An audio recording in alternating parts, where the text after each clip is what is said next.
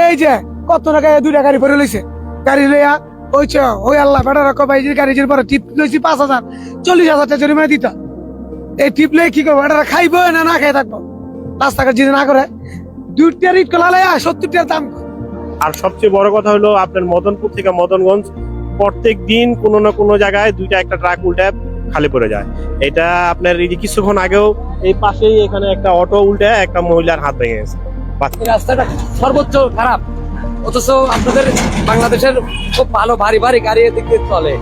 দেখতে পাচ্ছেন, এই দেখেন বড় বড় গাড়িগুলো, সাহা সিমেন্টের যে গাড়িগুলো, এই গাড়িগুলো কিন্তু এই দিক দিয়ে মূলত বেশিরভাগ যাতায়াত করছে।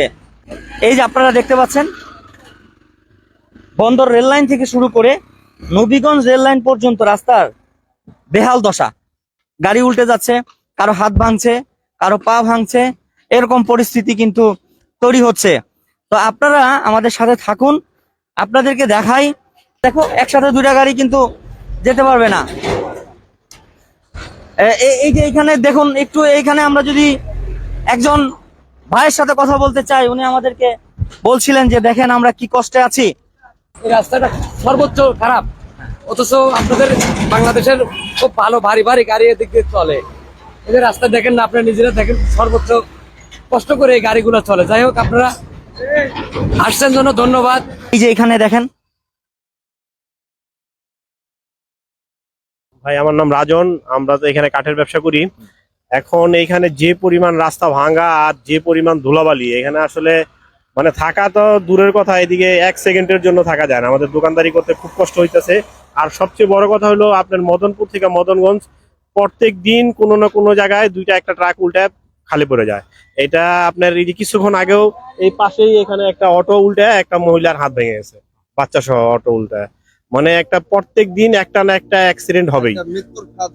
এটা একদম পুরো একটা মৃত্যুর ফাঁদের মতো পরিণত হয়ে গেছে। এখানে মনে হয় যে এটা গাড়ির রাস্তা না, গরুর গাড়ির রাস্তা হয়ে গেছে। মানুষ মরবেই, এখানে আসা মানে মানুষ পড়বেই। এটা থেকে আমাদের মুক্তি দেন। আসলে যারাই আছে কর্তৃপক্ষ, এখন তো দেখার কেউ নাই, এটা যারাই আছেন ওনাদের দৃষ্টি আকর্ষণ করতেছি, এইটা নিয়ে আপনারা একটু কাজ করেন, দয়া করে আমাদের বাঁচান। পাহাড়ের মতো হয়ে আছে, ফুলে ফুলে রাস্তা।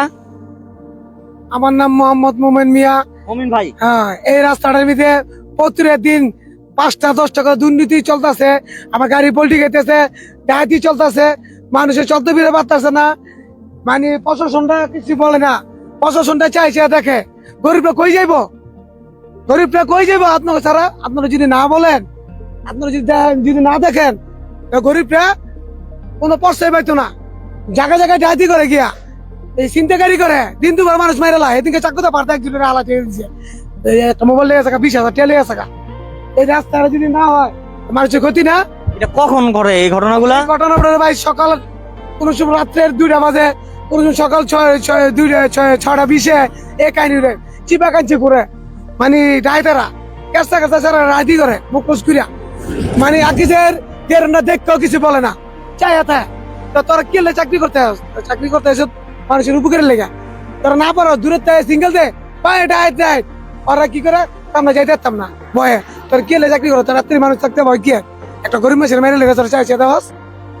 এই দেশে কিভাবে চলবো ভাই? দেশটা সুন্দর ভাবে চলতে হবে মানুষের।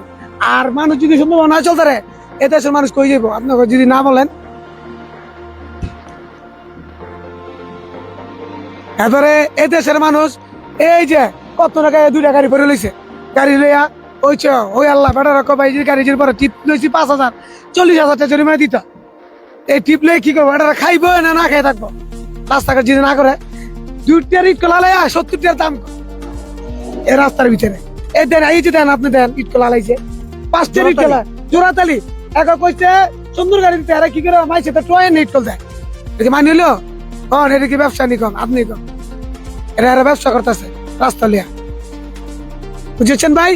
আপনার কাছে অনুরোধ, আমি সরকারের কাছে আবেদন করলাম এই রাস্তাটা যদি দুরন্ত কাজ করে। এটা কোন জায়গা থেকে কোন জায়গায় খারাপ অবস্থা? এই থেকে মনে রাখেন ওই বন্দর লাইন শুরু করে নবুকুজা লাইন মতো এইখানে খারাপ, একের পুরা খারাপ। মানে গাতা মোতা সামনে গেলে বুঝতেন কেরম গাতা। এই কদিন আগে একটা গাড়ি কত টাকা একটা গাড়ি ভরে আছে বলি, এই গাড়ি তুলে মিলে আবার লইছি। বা সামান্য কিছু এই গর্তের মধ্যে সামান্য কিছু হয়তো বালু ফেলে রাখা হয়েছে। কিন্তু এই বালুটুকু কিন্তু এই গর্তটাকে তেমন একটা ভালো পরিস্থিতিতে এনে দিতে পারছে না। এই ওনরা যে নামছে এটা রিক্সে ভয়ে, দেখেন ওর বাবা, দেখেন এটা কিন্তু উল্টে পড়ে যাওয়ার সম্ভাবনা। কতটুকু রিক্স নিয়ে, কতটুকু জীবনের ঝুঁকি নিয়ে হচ্ছে তারা কিন্তু এই রাস্তা দিয়ে চলাচল করছে। গাছের পাতা কি সবুজ আছে? সাদা হয়ে গেছে, সাদা ধবধবা হয়ে গেছে, কি পরিমাণে বালু। আশেপাশে ওই যে দূরে যে বাড়ি ঘরগুলো দেখছেন, টোটাল বাড়ি ঘরের ধুলা বালিতে তারা কিন্তু টোটাল এই জায়গায় বসবাসের অনুপযোগী হয়ে পড়েছে। দীর্ঘদিন ধরে অবহেলিত এই সড়কের দ্রুত সংস্কার এখন এলাকাবাসীর একমাত্র দাবি। তারা আশা করে প্রশাসন এবং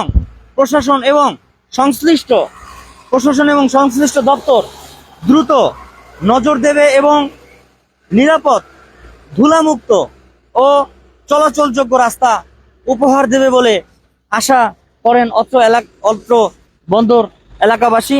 এই আশাবাদ ব্যক্ত করে আজকের লাইভ এখানেই আমরা শেষ করছি। সকলে ভালো থাকুন, সুস্থ থাকুন। পরবর্তী আবারও কোনো দুর্ভোগে লাইভ নিয়ে হাজির হয়ে যাব আমি, শেখ জাকির আহমদ।